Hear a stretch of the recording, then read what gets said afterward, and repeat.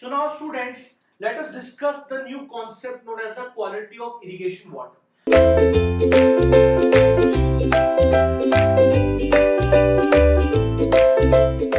So you know that when we discuss about the environmental engineering part, in the environmental engineering we have the sewage, right? We also have the drinking water concept. So whenever we are dealing with the drinking water, you know that there are some, you can say, some qualities of water which should be maintained in drinking water. For example, the fluoride content, it should not be more than 4 ppm, right? And for chloride it is 250 ppm. For other, you can say for TDS it is 1000, sometimes 500 ppm, right? The total dissolved solids, right? So everything has a certain limits. Same goes with the irrigation also. So irrigation water also has certain limits, right? What is the first limit? The first limit is that the irrigation water should not be very turbid. Turbid means it has a lot of colloidal matter in it. What will happen if it is very turbid? So whenever you are doing irrigation on a particular field or particular land, so it will, you can say, it will choke the pores, right? What will happen if it will choke the pores? So this is one of the disadvantages of irrigation, that if you do a lot of irrigation, the pores or the voids, they get choked due to the turbid water. Then what is happening is that the water, it starts collecting over a field, right? It starts collecting over a field, which is known as the water logging, right? Then we have to do leaching, and what is leaching will be studying in some other topics, right? Then water logging is happening. What is happening in water logging is that the soil, it does not get proper air for aeration. What is happening if it does not get? So the plants, they get, you can say, the microorganism, they start growing and you get a foul smell, right? So water logging happens over a particular region. It also degrades the power of soil also, right? So it also, you can say, it is very harmful for plants also, right? So the quality of irrigation water should be maintained. So it should not be very turbid, right? It should not be very high alkaline. It should not be, you can say, very low, very high acidic, right? Okay. So these are some of the qualities of water, irrigation water, that should be maintained. Okay. Now coming to the perspective of gate examination, so what is important, right? So if I talk about the quality of water, so we have a few terms. The first term is known as the salinity concentration, right? So the first term that we study for gate examination is known as the salinity concentration. Salinity concentration. Saline means it has a lot of salts, right? So you know that even whether it is irrigation water or it's a normal water, water has many ions. So it can have sodium ions. It can also have, you can say, iron ions, Fe2 positive also, Fe3 positive also, right? Ferrite also, right? Okay, it can also have potassium. It can also have potassium. It can also have magnesium. It can also have calcium, etc., etc., etc. If somebody asks you that, okay, water has so many ions, but which of the following ions is most harmful for a plant? So your answer would be sodium. So the sodium ion is the most harmful for plants. Clear? Okay. So this is for now. Regarding the salinity concentration, if the water is very saline, right? If my irrigation water is very saline, it means that it has a lot of, you can say, ions, sodium ions and iron ions. It has a lot of ions. Then what will be happening is that if it has a lot of salts, the salty ions, then what will be happening is that it will choke the pores. It will choke the pores. What will be happening is that the osmosis of plants will stop, right? So osmosis of plants will stop, right? What is osmosis?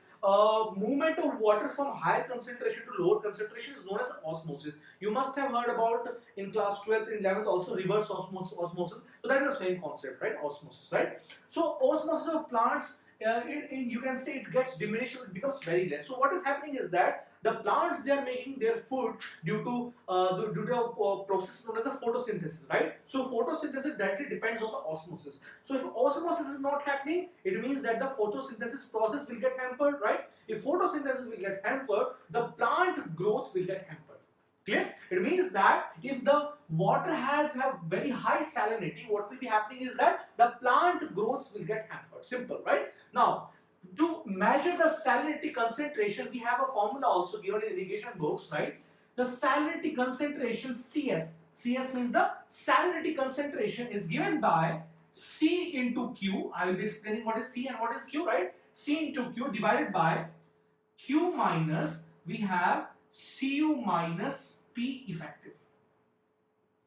Right? Now what is C? Now let me write here what is C, right?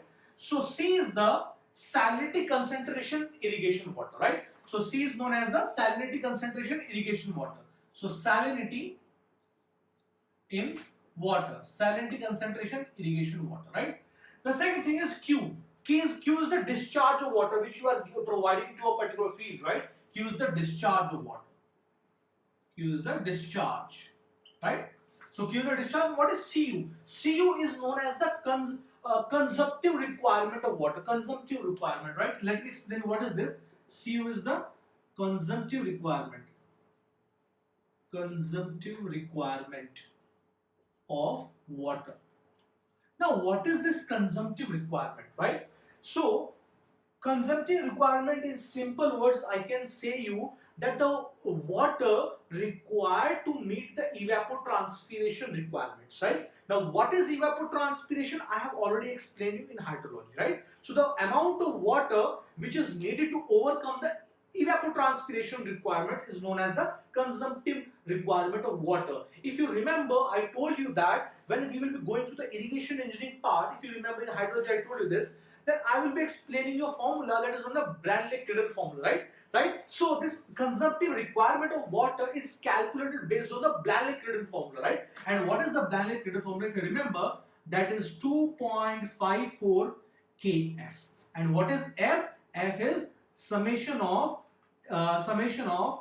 P into T divided by 100, where P is the percentage of daily mean hours, right? Annual mean hours, right? And T is the temperature in degree Fahrenheit. If you remember, I have told you each and everything in the hydrology part also, right? So this Cu minus P effective. So P effective is the effective rainfall. So in some books it is also given as R. So it depends on you what you want to write, whether you want to write it R or P effective, whatever, right? So P effective is the effective rainfall, right?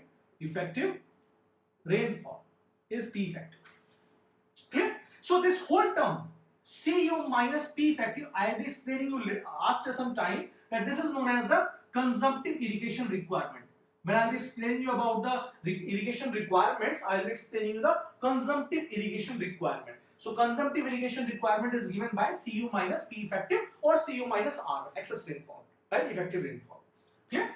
So I hope that you have understood this formula. Now the question is, okay, you have given us this formula. Is there any range or limits that the CS should lie between? Yes, the answer is yes, right? So you write down the limits. So in books it is written that even if you go for the MTech also, you will be taught that if this CS value is greater than 2000, if CS value is greater than 2000, it is harmful for every plant, right? It is harmful for every plant. Harmful for every plant or every crop or whatever you want to say, right? If the value of CS it lies between 700 and 2000, right? If it lies between 700 CS and 2000, then this is harmful for some plants, right? It is harmful for some plants. Harmful for some plants. Some plants. Clear? Now let me use another marker. It is harmful for some plants. Now if the value of CS is less than 700, then it is good. We can use the water for, you can say, for any type of crop. If the value of CS is less than 700. Clear? So I hope that you have understood the concept of salinity concentration, and numericals have been asked, not in GATE examination, but ESC examination, state level PSC examination, SSC JEE examination, many examinations, questions have been asked directly from this topic, and I hope that in GATE examination also questions can come from this topic. Clear? Now let's move forward. After the salinity concentration, what the second important topic is known as the presence of salts in water, right? So let me rub this. So let us come to the next concept, that is known as the presence of salts in water. Number 2. I hope that you have understood this, right? I am linking hydrology with irrigation so that you don't get confused, right? So let me write down the second one, that is the presence of salt in water. Number 2. Presence of salts in water. Salts in water, right? So presence of salts in water. Now this is very important. The presence of salts in water is measured by a term known as electrical conductivity. Now what is conductivity? If you remember that in class, you can say class 12, you must have heard about voltage is directly proportional to current. So voltage is equals to resistance into current, if you remember, right? So the inverse of resistance, is known as conductivity. The inverse of resistance is known as conductivity, and the unit of conductivity, if you remember, the unit of resistance is ohm, right? OHM, and the unit of conductivity is mho, inverse MHO, if you remember. So I am just recapitulating your class 12 and class 11 concepts to make you understand what is electrical conductivity. Why? Because this question has been asked in examinations, that the presence of salts, is measured by, the answer will be electrical conductivity. Electrical conductivity, right? So the presence of salts in water is calculated by electrical conductivity, right? And in most appropriately, the unit of electrical conductivity, if you calculating electrical conductivity per unit length, then it is, and in microns, it is given by micro mho MHO per centimeter. Micromole per centimeter, right? So the it is said that if the electrical conductivity is less than or equal to 250 micromole per centimeter, then it is known as the low conductivity. Low conductivity, and it is denoted by, this is very conductivity, right? And it is denoted by, this is very important, it is denoted by C1. C1 means low conductivity, right? Now if the value of your electrical conductivity lies between 250 to 750, again I am repeating, if it lies between 250 to 750, it is known as the medium conductivity. Medium conductivity, that is given by C2. Sir, now question is, sir, is the C1 and C2 important? Yes, this is important. I will be solving one question, and then I will let you know that this is important. For example, in fluid mechanics, I have gone to fluid mechanics, right? Now in fluid mechanics, you must have observed when you are studying the gradually varied flow, GVF. So we have some profiles, right? Like this M2 S1 profile, S1 H1 profile, and so on, right? So here also these types of questions are asked in GATE exam very frequently, right? So here also in irrigation also these types of questions are asked, right? So this type of soil is C1 S1 or C2 S1. Now what is C1 S1, C2 S1? I will let you know, right? Okay, so these types of questions are coming in irrigation engineering. Okay, so if it lies between 250 to 750, it is a medium conductivity soil, which is given by C2, right? Third one is students, if it lies between 750 to 2250. These values are important, right? Because sometimes the boundary values are asked in examination. Let us say it is asking you what is the type of, you can say, irrigation water. What is the type of irrigation water? If the electrical conductivity is 2200, then you get confused. That whether it might be in some book 2200, sir had told me it is 2250, but don't worry, in every book it is given 2250. Don't worry about it, right? So it is known as the high conductivity. High conductivity given by C3. Clear? Now next one is, if it is greater than 2250, this is known as very high conductivity, and it is given by C4. C4. Clear? So I hope that you have understood the presence of salts in water, right? Now the question is, this question has been asked many times in examinations, that what will happen if the conductivity increases, right? What will happen if the conductivity increases? Up arrow means it increases, right? This is note. This is important, right? Important. This has been asked in many examinations, right? Directly or indirectly. If the conductivity increases, always remember, students, that the pH will increase. What will happen? pH will increase. Why? Because pH is known as the negative logarithm of the hydrogen ion concentration. If the conductivity is increasing, obviously the hydrogen ion concentration will be increasing, and hence the pH will be increasing. Okay. Now, if the conductivity is increasing, the pH is increasing. Another important thing is that the you can say the permeability of soil will be decreasing, right? Permeability of soil will be decreasing. What will be decreasing? Because if it has a higher conductivity, it means that it has a lot of salts. If lot of salts are there in soil, so there is a high probability that they will choke the pores. If they will choke the pores, the permeability will directly be reduced, because permeability will directly proportional to the void ratio or the pores, right? So it will be decreased, right? Now, if the pH is increasing, permeability is decreasing. Now, if the conductivity increases, then the plasticity increases. Always remember this also. Plasticity increases. Clear? This has been asked many times, that the conductivity is directly proportional to, sometimes it is permeability, pH, or what. So the correct answer would be plasticity. So options are like this, right? So what is the effect of conductivity on plasticity? The plasticity increases. What is plasticity? Plasticity, you can say it is very sticky. In geotechnical, you must have heard of plasticity. It is very sticky, so the cohesion is very high. Those soils are known as the plastic soils, right? Okay. So I hope that you have understood about the presence of salts in water. What are the various limits, right? Okay, that and what are the various, you can C1, C2, C3, C4.